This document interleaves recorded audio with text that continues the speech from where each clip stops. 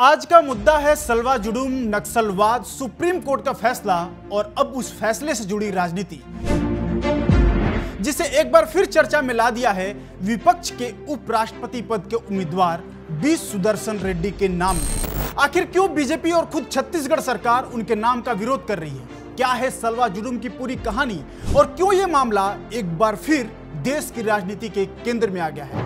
तो आज विस्तार से चर्चा करेंगे सलवा जुडूम से लेकर सुप्रीम कोर्ट और अब राष्ट्रपति भवन की दौड़ तक। मैं हूं अरुण जायसवाल और आप देख रहे हैं क्या सीन है।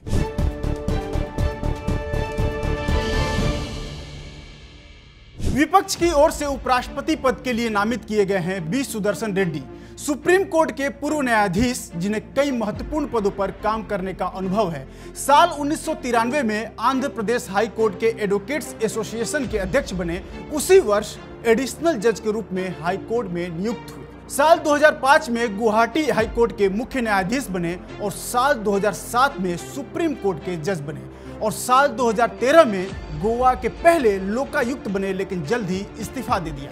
लेकिन अब उनका नाम विपक्ष ने जैसे ही उपराष्ट्रपति पद के लिए सामने रखा, सियासत गर्मा गई। केंद्रीय गृह मंत्री अमित शाह और छत्तीसगढ़ के डिप्टी सीएम विजय शर्मा ने सीधे तौर पर उन पर नक्सलवाद के खिलाफ लड़ाई को कमजोर करने का आरोप लगाया है। ये आरोप खासकर सलवा जुडूम पर साल 2011 में आए सुप्रीम कोर्ट के फैसले को लेकर लगाए गए हैं, जिसमें न्यायमूर्ति रेड्डी शामिल थे। आरोप है कि उनके फैसले के बाद माओवादी हिंसा में वृद्धि हुई और नक्सली फिर से सक्रिय हो गए। इस पूरे विवाद के बीच कांकेर के एक नक्सल पीड़ित उपराष्ट्रपति चुनाव में सुप्रीम कोर्ट के पूर्व न्यायाधीश बी सुदर्शन रेड्डी को समर्थन देने के खिलाफ कांग्रेस और अन्य विपक्षी दलों के सांसदों को एक पत्र लिखा है। इस पत्र में 25 अगस्त 2025 की तारीख लिखी है। पत्र के ऊपर सांसद को संबोधित करते हुए लिखा है, लेकिन किसी का नाम नहीं लिखा गया है।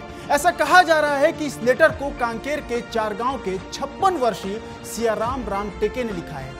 वो दिव्यांग है और इस समय खेती किसानी कर रहे हैं। उन्होंने बी सुदर्शन रेड्डी को उपराष्ट्रपति पद का उम्मीदवार बनाए जाने का विरोध करते हुए कहा है कि बस्तर की जनता खुद नक्सलियों के आतंक से लड़ रही थी, लेकिन कोर्ट के फैसले ने उस संघर्ष को तोड़ दिया। लेकिन इन सबके बीच जो मुद्दा एक बार फिर चर्चा में है और जो बेहद संवेदनशील है, वो है सलवा जुडूम, जिस पर बात होना जरूरी है। और खास तौर पर जब छत्तीसगढ़ में नक्सलवाद के खात्मे को लेकर एक बड़ा अभियान चलाया जा रहा है। देश के गृह मंत्री दावा करते हैं कि साल 2026 तक नक्सलवाद पूरी तरीके से छत्तीसगढ़ से खत्म हो जाएगा।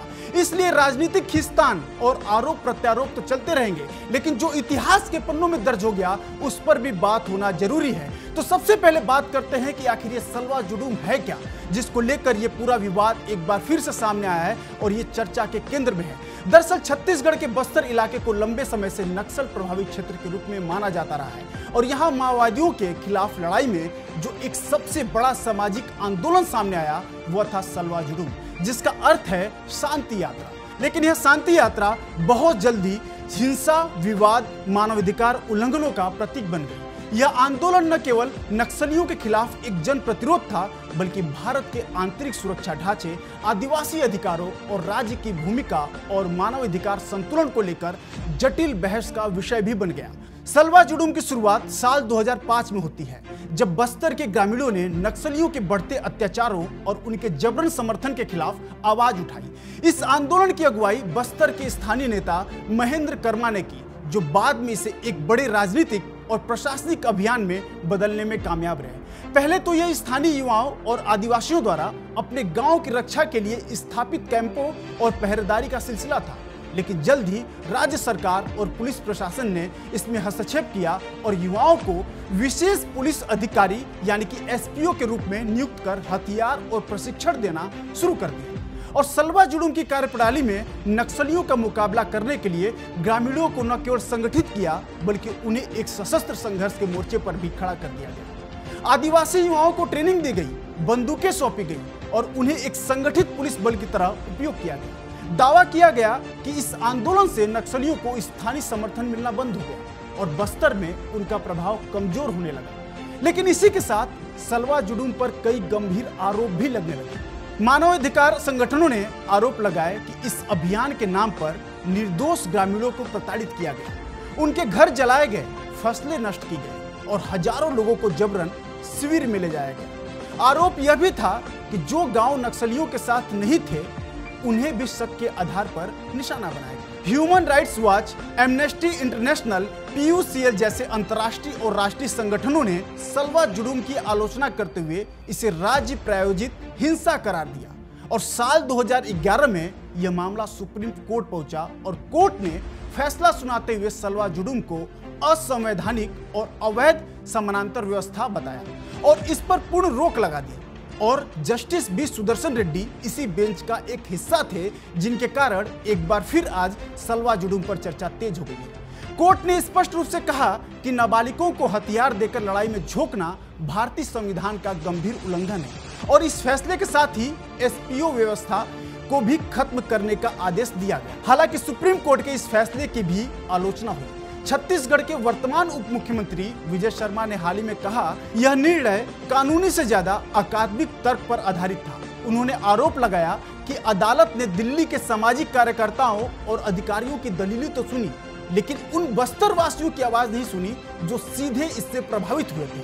कई स्थानीय लोगों का कहना है कि सलवा जुडूम की वजह से उन्हें सुरक्षा का एहसास हुआ था, भले ही उसकी कीमत भी भारी चुकानी पड़ी थी, लेकिन उन्हें नक्सलियों के आतंक से सुरक्षा मिलती थी। वहीं सरकारी आंकड़े बताते हैं कि साल 2005 से साल 2011 के बीच सलवा जुडूम के चलते 644 गांव खाली हो गए और लाखों लोग विस्थापित हुए। हजारों परिवार शिविरों में रहने को मजबूर हो गए और सैकड़ों लोगों की जान चली गई।